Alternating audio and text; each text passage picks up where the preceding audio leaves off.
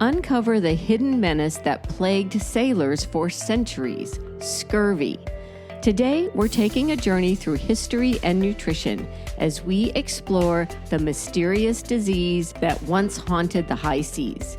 From its baffling symptoms, controversial theories of cause, and centuries-long search for a cure, this episode has it all. I'm Professor Megan. And I'm Professor Susan, and we're Your Nutrition Profs. We are registered dietitians and college professors who have taught more than 10,000 students about health and nutrition. We have answered a lot of questions about nutrition over the years. Some we get asked every year, and some are rarely asked, but very interesting. We're here to share our answers to these common and uncommon nutrition questions with you. So bring your curiosity and let's get started. Welcome to our class.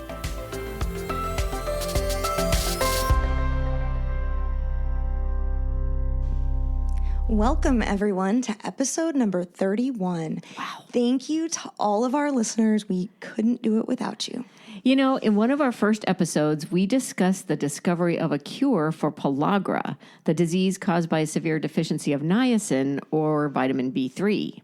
That episode was so popular that listeners have asked for another nutrition detective story, so here it is. That's right. Today, we're telling the story of how the cure for the medical mystery of scurvy was discovered.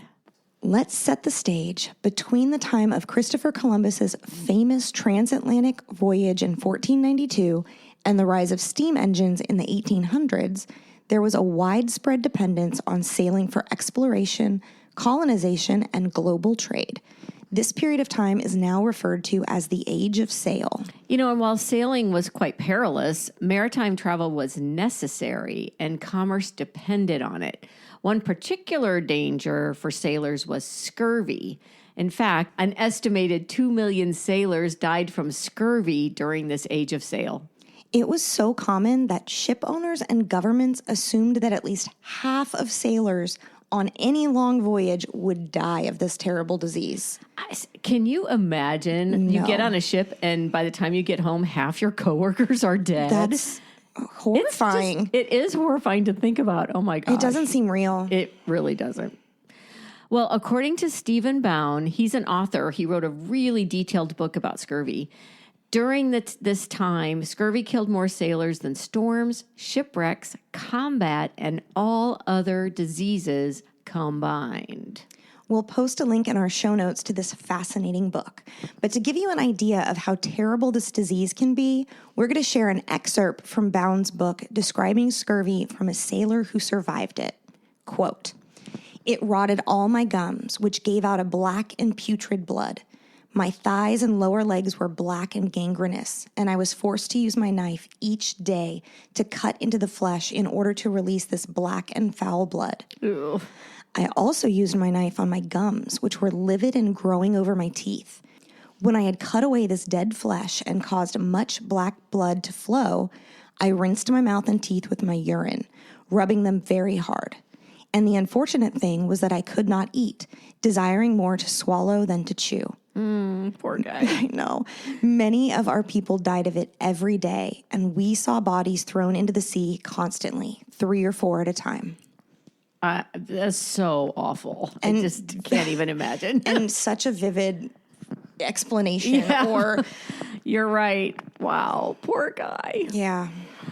But these sailors weren't the first known victims of scurvy. Scurvy was described in writing by the Egyptians as early as 1550 BCE, and they described it as a relatively rare and mysterious condition. It struck during long military campaigns over land journeys when fresh food was hard to find. Around 460 BCE, Hippocrates and others in ancient Greece described these symptoms and devised theories and proposals for both cause and treatment. Causes included exposure to foul vapors, dampness and cold, an excess of what was called black bile, laziness, copper poisoning, inherited predisposition, blocked perspiration, and punishment from the gods. Of course. Well, 800 years later, in 406 AD, the Chinese monk Faxion wrote that Chinese ships used to carry ginger to prevent it. Land scurvy was also considered the curse of the Crusaders as they trudged through Egypt in 1217. One crusader described it this way, quote, "Soldiers with violent pains in the feet and ankles. Their gums became swollen, their teeth loose and useless, while their hips and shin bones first turned black and putrefied. Finally, an easy and peaceful death, like a gentle sleep, put an end to their suffering." And Jean de Joinville, a Frenchman with the Seventh Crusade, he reported in 1254, quote, "The disorder very soon increased so much in the army that the barbers were forced to cut away very large pieces of flesh from the gums to enable their patients to eat." But it was even more common in sailors. From the mid-1400s to 1500s, countries like Portugal, Spain, the Netherlands, England, France, and Italy were competing for the riches of the East, namely tea and spices, which were highly prized in Europe. And mostly they sailed east from Europe around the tip of South Africa to get to India and the Java and Spice Islands. You know, I love those names. I know, they Java sound so, and Spice. They sound so exotic. The Indonesian island Java is supposedly called Java because the Dutch planted coffee plants there, and it was one of the most successful coffee producers in the world. And it still is. And the Spice Islands, now called Maluku, were named for the nutmeg, mace, and clove that were at the time exclusively found there. But, wow. Back to scurvy. Okay, so back to scurvy. So the trip through the Cape of Good Hope around South Africa was really treacherous. So as these sailors are doing it, they're thinking there has to be a better way to get to the east. And it was suggested that they sail west. Portuguese captain Christopher Columbus was convinced he could get to Asia by going west instead of east to find gold and other riches. But he couldn't convince the Portuguese government to fund him, so he asked Spain instead. King Ferdinand and Queen Isabella said yes. The cost to fund this voyage wasn't too great. And they were already sending out ships in all different directions. So what's one more? Yeah. If the trip was successful, the benefits would be incalculable, as Spain would have access to all the Asian resources and wealth. And if it failed, well, they wouldn't be out too much. Yeah, just a few dollars here and there, or whatever they used. Yeah, I don't know. I don't know either. So Columbus and his 3 ships sailed westward in 1492 from Spain. He thought he would hit Japan because he thought it was on the same latitude as the Canary Islands. But, oops, he landed in the Caribbean instead. And he thought he had missed Japan entirely and actually landed in China. But no, he was wrong. Again. Columbus went on several more voyages, but never found the riches he thought he would. He did, however, instigate exploration westward. A few years later, Magellan, another Portuguese sailor, was convinced there must be an easier way to get to the west. Spain financed his voyage in 1519 with 250 sailors on 5 ships to look for a passage. They sailed westward and finally found a passage by going around the southern tip of what is now South America in late 1520. But it was extremely difficult. It took 38 days to get through, and only 3 of his 5 original ships made it. And here's a fun fact for you. That strait is now called the Strait of Magellan, and the sea on the other side was so calm, he was the one who named it the Pacific. I didn't know that. That's cool. I like little fun facts like me that. too. But Magellan and his crew had no idea exactly how large the Pacific was. They sailed northwest from the tip of South America for 14 weeks without finding land. 14 weeks. My gosh. You're on a ship for 3.5 months and you see nothing. I would have such anxiety. Oh my gosh. Yeah, I think I would too. Well, eventually they, of course, ran out of food. So the sailors began to eat sawdust mixed with ship's biscuits, and they chewed on the leather parts of their gear in order to stay alive. The crew also captured and ate rats and mice whenever they could, but unfortunately, those things could not prevent scurvy. Scurvy sickened and killed so many of the crew, they only had enough sailors for 2 ships by the time they actually found the Spice Islands. They loaded the ships up with spices like nutmeg and cloves and headed back to Spain. One ship attempted to sail back across the Pacific, and failed.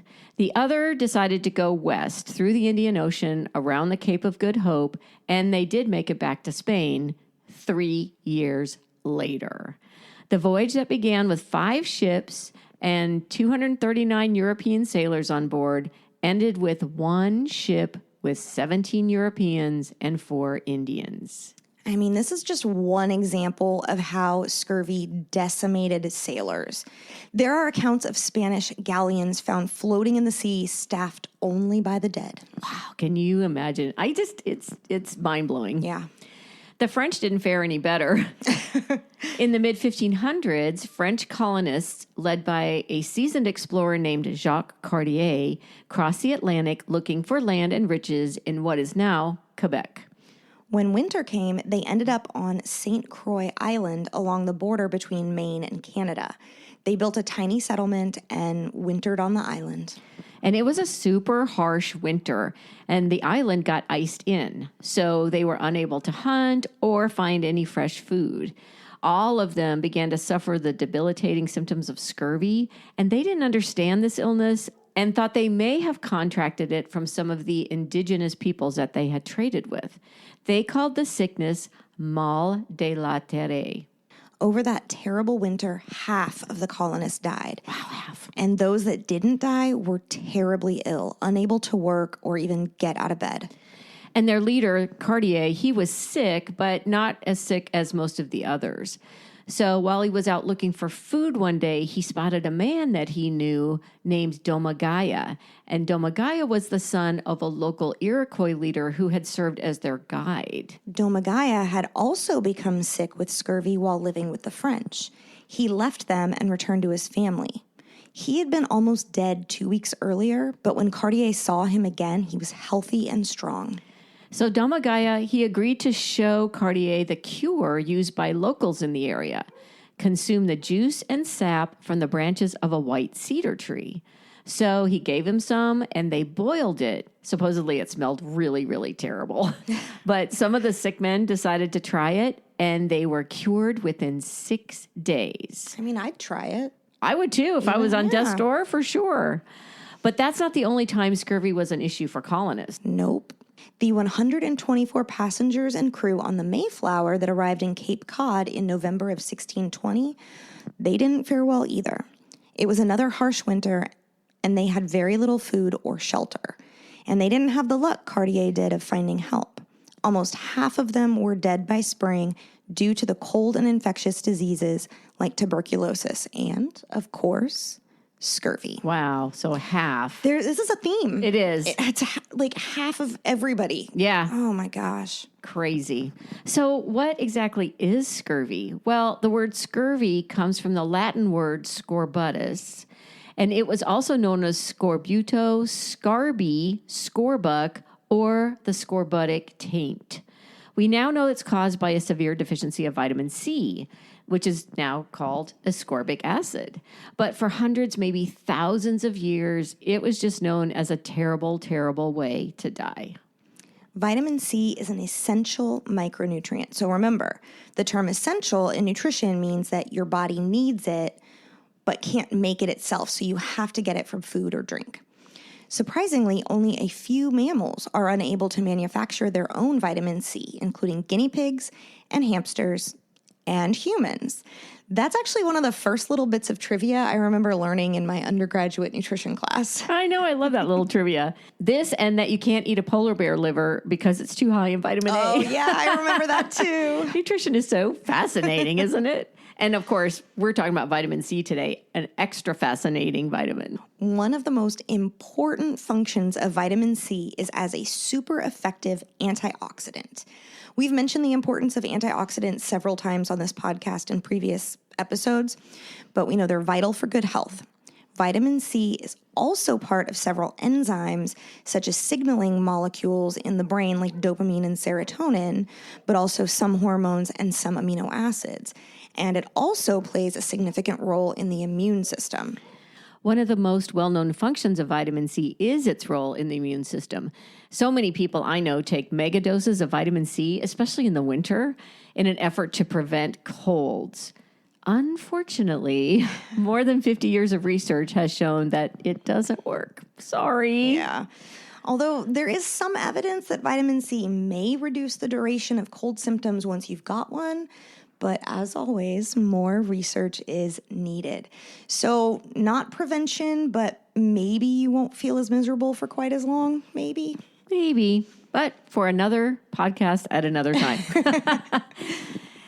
Another important role of vitamin C is that it's necessary for the development of collagen, which is really having a moment right now. Oh my gosh, it is. Collagen supplements are everywhere, all over the internet, all over the grocery stores. But supplementation and whether or not that is helpful is not what we're discussing today. Another episode, different episode. Okay, so we are focusing today on scurvy. So collagen is the most abundant protein in the body and used for many different things. It's the structure for ligaments and tendons, blood vessels, and it's also used in scarring, which binds wounds together.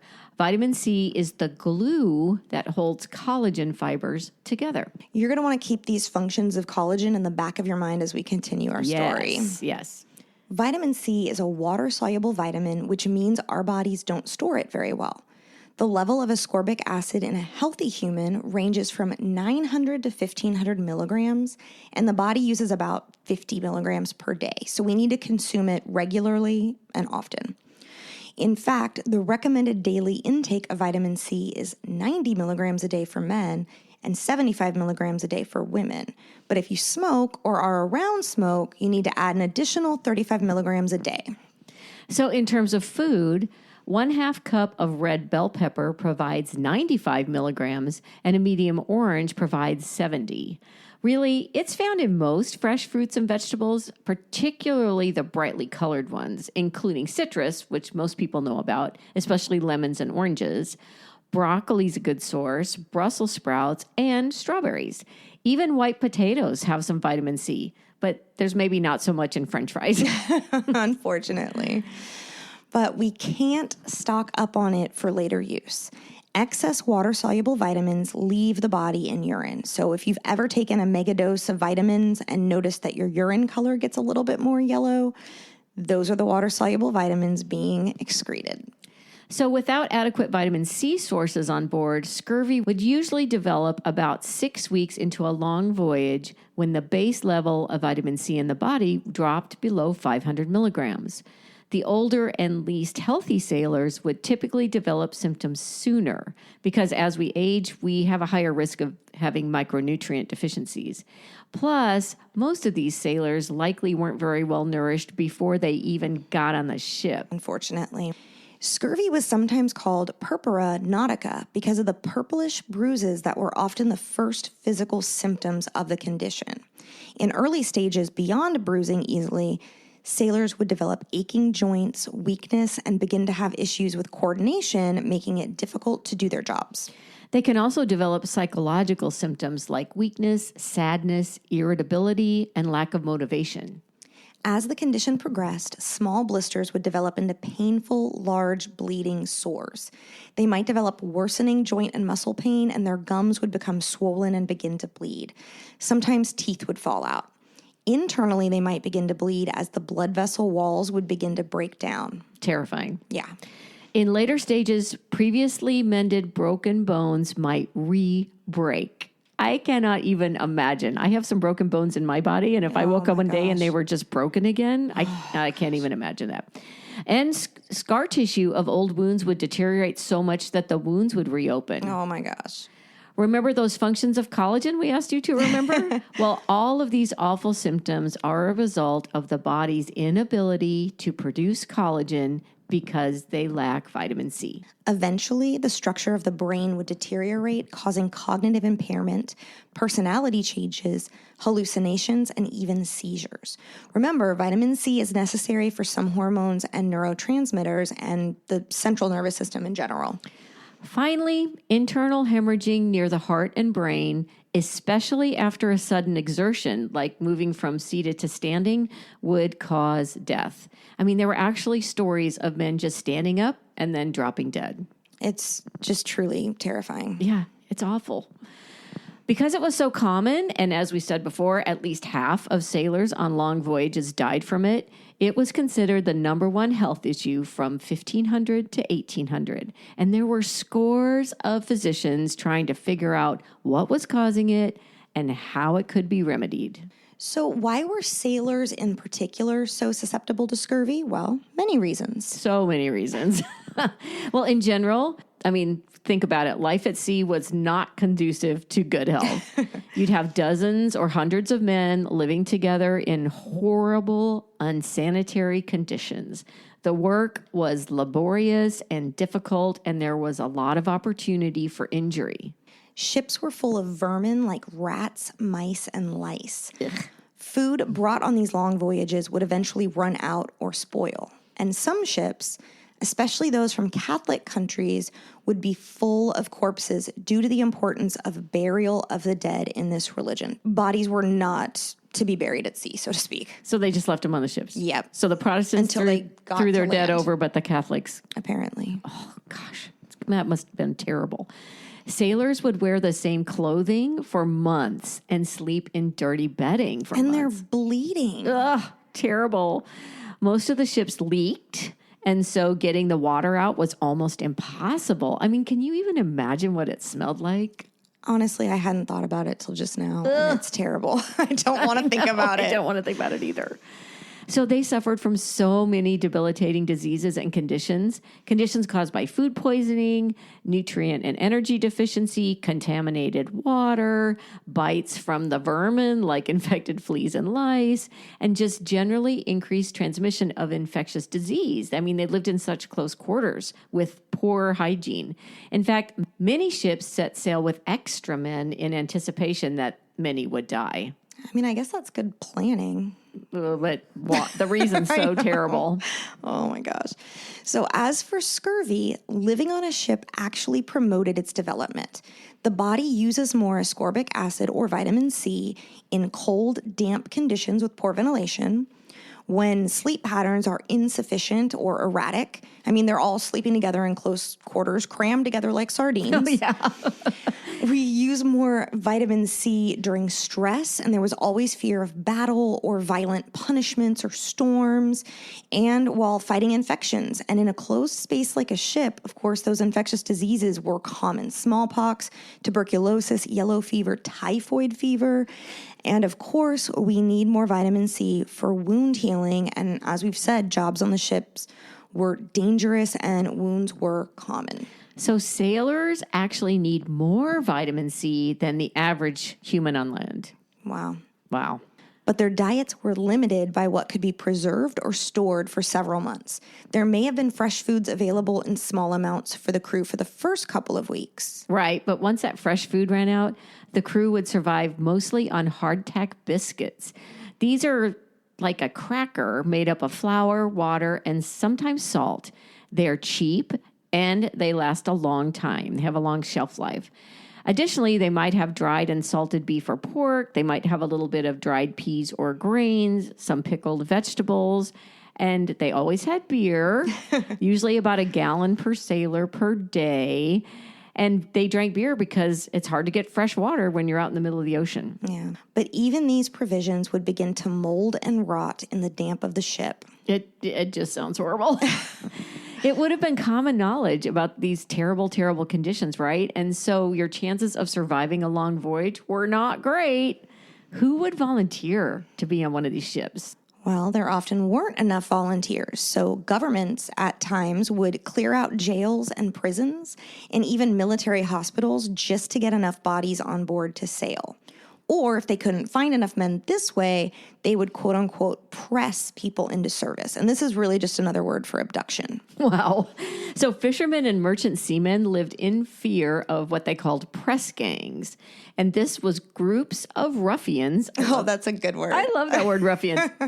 So these groups of ruffians who would roam the nighttime streets searching for victims to impress into the British Navy.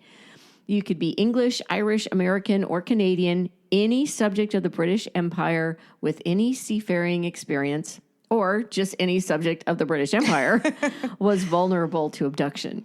So you'd be attacked, abducted, beaten, and you'd wake up on a ship that's out to sea. It's just unbelievable. It is. And once you're there, there's only a 50-50 chance you're going to make it home. Wow. Terrible, terrible.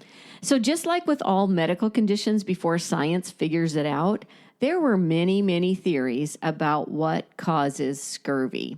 And of course, scurvy is a little bit different because if vitamin C is consumed, the patient who was formerly at death's door would bounce back fairly quickly, like within a couple of days. It's a miracle. A miracle. There was no reliable explanation as to how anyone could possibly rebound from an affliction that ravaged the body like scurvy did, except, of course, for divine intervention. Yes, it was considered God's will. Other possible theories included bad air, exposure to seawater, poor genetics, extreme heat, vapors of the night, and loose morals. Oh, you got to watch out for those loose morals. But others thought it was infectious since so many of the crew would be sickened around the same time. No, makes sense. I can see that. Mm-hmm. Some others said it was caused by laziness. Is it the cause, or is this the actual effect of the scurvy? One of the early signs is fatigue and sadness and inability to work. So some people argued that more work should be given to counteract this laziness, and that would cure scurvy. In fact, one doctor in 1736 suggested that idleness hinders digestion, and that was the cause of scurvy. Scurvy was so hard to nail down. It happened in hot climates, in cold climates, good weather, bad weather, sunny conditions, cloudy conditions, close to land, in the middle of the ocean, and on all sorts of ships carrying all sorts of cargo. It did seem to afflict Europeans more than the people they encountered on their voyages. Neither the Inuit of the Arctic nor the other indigenous peoples of North and South America seemed to suffer from it, nor did the Arabic desert dwellers of the Middle East. The only common denominator to scurvy was that it almost always occurred after several months at sea and mostly in Northern Europeans. But why? Occasionally, someone would postulate that maybe diet was to blame, but interestingly, not because of a possible deficiency in the diet, but rather they thought it might be a toxicity. In fact, one doctor in 1712 suggested that fresh fruit was a direct cause of GI issues, and that when ships reach countries with tropical fruits such as oranges, lemons, and pineapples, those fruits should be avoided. Which is literally the worst advice ever. Yeah, it is. But still others thought salty or rancid food was to blame as it weakened the body, which allowed the disease to take hold. But you can't really avoid those things when you're out on a ship. For sure. Sometimes a sailor, as we said before, would be cured by accident, by consuming foods like watercress, saffron, ginger, and a plant that is now known as scurvy grass. Wonder why. But even then, usually the cure was deemed miraculous and divine. But what about an actual cure for this insidious condition? As we mentioned earlier, this was an important and expensive public health problem for kings and queens and for merchants. If you're losing half of your crew on each voyage, you may not have enough sailors to get those riches back home. So even if you make it to your destination, those kings and queens are missing out on all that gold. Yeah, I mean, it was the number one health problem to solve. And there were so many people looking for a cure. But there had been, quote, cures, or at least ways to postpone development, well before scurvy became such an issue. Early seafarers, like the Vikings and the Chinese, knew the value of taking fresh cranberries, ginger, or seaweed on trips. Consuming this would help keep scurvy at bay for shorter voyages. And for hundreds of years, the first peoples of what is now Quebec knew that drinking a tea made from white cedar branches would prevent the illness, like we talked about with Domagaya. They told some settlers, but the knowledge wasn't always passed on. And it was known that fresh foods could help. Right. In 1593, British Admiral Richard Hawkins recommended the use of citrus as a preventive measure. Finally. Well, in 1601, Portuguese ship captain James Lancaster carried bottles of lemon juice on 4 British ships on a voyage to the Spice Islands. This was not a common practice as it was considered too expensive to restock often, but it did stave off scurvy on these ships and this voyage. And in 1614, the Dutch East India Company published a pamphlet called The Surgeon's Mate, which prescribes fresh food, citrus, and sulfuric acid to prevent scurvy. John Woodall was the Surgeon General of the Dutch East India Company, and he prescribed lemon juice as a daily preventive on company ships. But it often didn't work well because the tiny amount given to each sailor was not enough.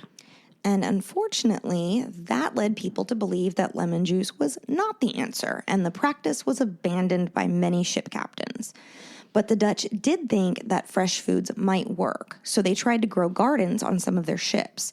But the rolling waves, of course, made this impossible, so that practice was also, I'm abandoned. just trying to picture that on a ship, and I know. And like the mice and rats. I know, exactly. Wow.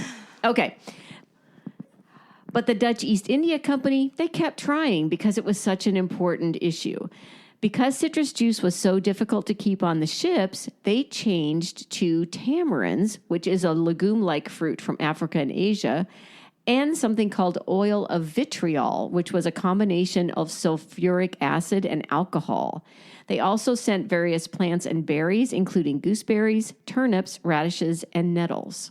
Finally, some more good news. Yeah, but these plants would be brought on board dried rather than fresh so that they would have a longer shelf life while they were out on these long voyages. But because vitamin C is water soluble, some or even much of the vitamin C is lost during the drying process.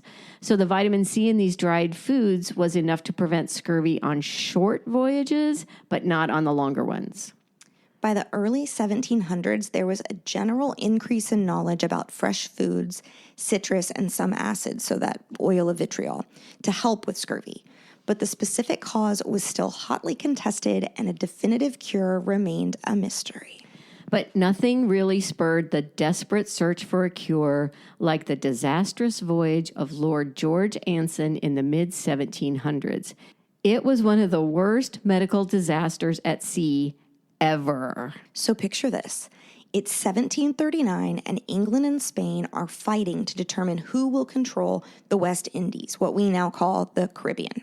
And thanks to Magellan and others, the Spanish had lucrative trade routes on the Pacific coast of South America, and the British wanted to break this trade up. The British Navy put the now Commodore, George Anson. You got a promotion. Nice. In charge of a 6-ship mission to the Pacific coast of South America. Their mission? To aggravate the Spaniards by attacking Spanish settlements, sinking their ships, and capturing their treasure galleon that transported silver from Acapulco to the Philippines. And this galleon was called the Prize of All the Oceans. Lord Anson's voyage seemed doomed from the start. The ships needed repairs, and he needed 2,000 men to sail them. Since his mission was a lower priority for the British Navy, he ended up a few hundred men short. So to fill out the crew, the Navy gave him inexperienced and untrained young Marines who had possibly been abducted, and elderly naval invalids from a naval hospital, many of whom were incapable of even walking. I mean, what are they doing on the ship? They are not walking. No. But their numbers. Yeah. They had to wait 6 months for the ships to be repaired and ready to sail. And during this time, the crew was living on the ships moored offshore, and they were consuming primarily ship rations with no access to fresh fruits and veggies. So they're eating all of the food before they even are setting sail. Right. Wow. So they finally do set sail in September 1740, but they were already weakened by, again, that combination of older age, illness, wounds, and malnourishment, and they were anticipating years at sea. Little did they know that their biggest threat was not Spanish warships, but scurvy. The Navy gave them outdated so-called scurvy cures and preventatives to prevent scurvy, including vinegar, that oil of vitriol we mentioned previously, and a product called Ward's Drop and Pill that was supposed to cure all kinds of ailments. Can you say snake oil? Right. I mean, sheesh. So Ward's Drop and Ale was a product that contained metals like cobalt, antimony, and arsenic, none of which should ever be consumed. It also induced violent sweating, not great for sailors. I mean, maybe the metal poisoning would kill them before scurvy. I don't know. I mean, then it prevents it that way. Right. All right, but back to the journey. They left in September. The following March, about 6 months into the voyage, they got through Cape Horn at the southern tip of South America. They made it through the treacherous passage, but once into the Pacific, they hit storms, which blew them off course. And the storms lasted for 3 months. Huge waves, rain, snow, hail damaged their ships, and a few men were even swept overboard. And the ships got separated. So now they're 9 months into the trip. 2 of Anson's 6 ships turned around and headed back to Europe. They said, screw this, I'm out of here. I'm out. I'd be on that ship. Yeah. By this time, most of the young Marines and the elderly crew from the hospital were already dead. Well, that's sad. By the end of April, almost all of the remaining crew were afflicted with scurvy, and in that month alone, 43 sailors on just one ship died of it. And in May, that number doubled. Most of the crew were too weak to even deal with the dead. One of the ships, called the Voyager, had a mast broken in a storm, leaving her almost incapable of sailing. It wrecked along the coast of Chile, killing even more men. The ship, however, had basically already been decimated by scurvy at that point. Yeah. So we have 3 remaining ships, and they arrive at Juan Fernandez Island, which is directly west of Santiago, Chile. And they were there to regroup and to recuperate before continuing with their mission. But they were several weeks later than they thought they would be. By the time they arrived, 5 to 6 men were dying of scurvy every day. Wow. 1/2 to 2/3 of the crew had already been lost. On the smallest ship, only the captain, a lieutenant, and 2 sailors were well enough to work the sails. Again, oh my gosh. Fortunately, Juan Fernandez Island is lush. It's got vegetables and fruits, and fresh fish was abundant. So the remaining 3 ships stayed there for several months, and they fixed their ships and nursed themselves back to health. I would probably stay. I know. Like, I'm not getting back on the ship. It's nice here. All right, but when it came time to continue, there really weren't enough sailors to sail all 3 ships and man the guns. Of the 1,200 who should have arrived on Juan Fernandez Island, only 335 were alive. That's a 28% survival rate. Wow, 3 out of 4 died. Yeah. That's way worse than half. That is. Wow. They sank one of the ships and continued on with just 2. And for several months, things went really well. They captured Spanish ships, and they sailed along the South American coastline, and they didn't have any scurvy. They then headed across the Pacific to China, a 2-month journey. Scurvy returned, even though they were still using some of the quote-unquote cures that they were provided. About 5 sailors were dying every day. Wow. By the time they reached China, they had abandoned and destroyed one of their 2 remaining ships because there were only 227 crew left alive, and of those, only 27 were still able to stand. I mean, my gosh. In China, they filled the hold with cargo, including lots and lots of oranges. Yay! Finally. And then they headed home. Amazingly, on the way home, they encountered the prize of all the oceans. OMG. They captured her and brought home amazing riches. But by the time they got back to Britain, no more than a few hundred of the 2,000 men who'd left 4 years earlier had survived. And of those who did survive, many were maimed or they never regained their health entirely. The British Navy may have been okay with the loss of life. I mean, men can be replaced. Well, right? yeah, of course. But ships, especially warships, were expensive to build.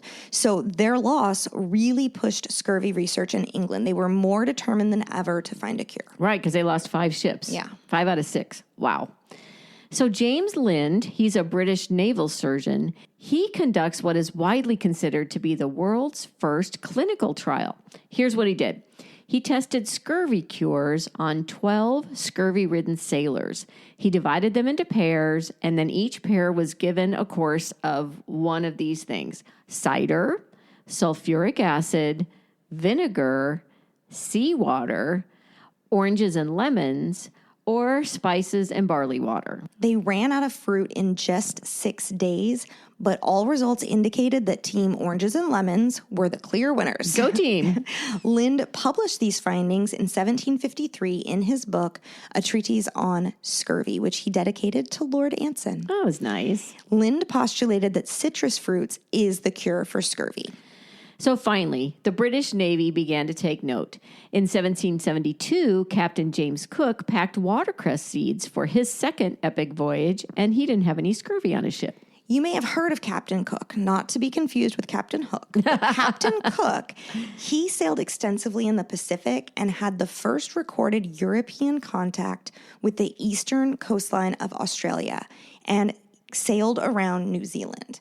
He also made first contact with the Hawaiian Islands, which actually didn't end well for Cook at all. He was killed in a violent confrontation that he most likely instigated. Yeah, but that's another story for another day and probably a different podcast. Several other British naval voyages administered rations of lemon juice to the crew and suffered no scurvy. So finally, in 1795, after several centuries of looking for a cure and millions of deaths from the dreaded malady, the British Royal Navy instituted mandatory rations of citrus fruits for sailors on long voyages. But lemon juice was expensive, so in the early 1800s, the British substituted cheap and easy-to-get limes from the Caribbean instead of using lemons and oranges, which do have more vitamin C. Then they boiled the limes in copper vessels. Copper oxidizes vitamin C, which basically breaks it. So cooking it in copper reduced the vitamin C content even further. Wow. So even though they brought along this citrus lime juice on long voyages, scurvy came back. And citrus as a cure for scurvy was once again in question. In fact, the Americans made fun of the British, calling them limeys because the American Navy didn't believe in the cure. But finally, what really cured scurvy was technology. Steam engines reduced the length of voyages, so scurvy was no longer much of an issue. But scurvy wasn't completely eradicated. Several Arctic and Antarctic expeditions in the 19th and 20th centuries suffered from it. Most only had poorly tinned food, pemmican, which is made from animal fat, dried meat, and sometimes dried berries. They had hardtack, tea, and whiskey. So crews developed scurvy. Today, it's really rare to see someone with scurvy, and if it is diagnosed, it's easily cured. But you still may see it in places like refugee camps or war-torn areas or in unhoused populations. You may also see it in people with very limited diets who don't consume fresh foods, or in those missing teeth because it's difficult to chew fresh foods. Right. Other at-risk groups include those with alcohol use disorder, those who abuse drugs, those who live alone with little social support or income, and the mentally or chronically ill. Even a fast food hamburger comes with enough vitamin C as long as you eat the onion, lettuce, and tomato. And this can help ward off the most debilitating signs of scurvy. But vitamin C, it's pretty fragile. Cutting or bruising vegetables and fruits can cause some vitamin C loss. And as fruits and veggies age after they're harvested, vitamin C starts to be destroyed. Cooking, as we mentioned earlier, can also cause losses, especially when water is pulled from the fruit or the veggie, so like boiling. Right, which makes sense. Vitamin C is water soluble. Right. And as we mentioned earlier, cooking in copper pots destroys between 50 and 75% of the vitamin C. But if you cooked it in an iron pot instead, you'd only lose less than 20%. And guess what? Copper pots for cooking were standard on naval ships before the 1800s. Of course. Even though many cultures already knew how to prevent it, James Lind is usually credited with finding the official cure for scurvy in 1753. In fact, there's a plaque at the medical school at Edinburgh University placed there in 1955 by the sun-kissed growers of citrus fruit in California and Arizona, calling Lind the Hippocrates of naval medicine because of his work, leading to what they called the conquest of scurvy. We've actually got a picture of the plaque in our show notes, so check it out. It was over 150 years later, in the 1930s, that Albert Szent-Györgyi, a meticulous Hungarian biochemist, discovered ascorbic acid, or what we now call vitamin C. He called it ascorbic acid because of its anti-scorbutic or anti-scurvy properties based on experiments he did with guinea pigs. Yeah, that's right. Remember, guinea pigs, like humans, don't make vitamin C, so they have to get it from their food. Right. He fed one group of guinea pigs boiled food and the other group food that was enriched with what is now called vitamin C. Because vitamin C is water soluble, boiling the food pulls the vitamin C out of the food and into the water, like we said before. Guinea pigs fed the boiled food, got scurvy, and died, while the vitamin C enriched group thrived. You know, he also discovered the metabolic mechanism that enables the vitamin to be used within cells, and he was awarded the Nobel Prize in Physiology or Medicine in 1937 for these discoveries. Well deserved. Yes, it was. The best way to avoid scurvy is to never allow the body's ascorbic acid level to drop below normal. Once symptoms occur, it takes a lot more vitamin C to cure it than to avoid it. And that's it for our deep dive into the discovery of a cure for scurvy. We hope you enjoyed this nutrition detective story. And don't forget to celebrate International Scurvy Awareness Day on May 2nd every year. It's a way to celebrate vitamin C and all of its amazing functions, and to remember the millions who have died from scurvy over the millennia. Well, put that on your calendar. I can't believe there is an International Scurvy Awareness Day, but it is. Well, join us next time when we will look at the relationship between some prescription medications and foods like grapefruit. Class dismissed.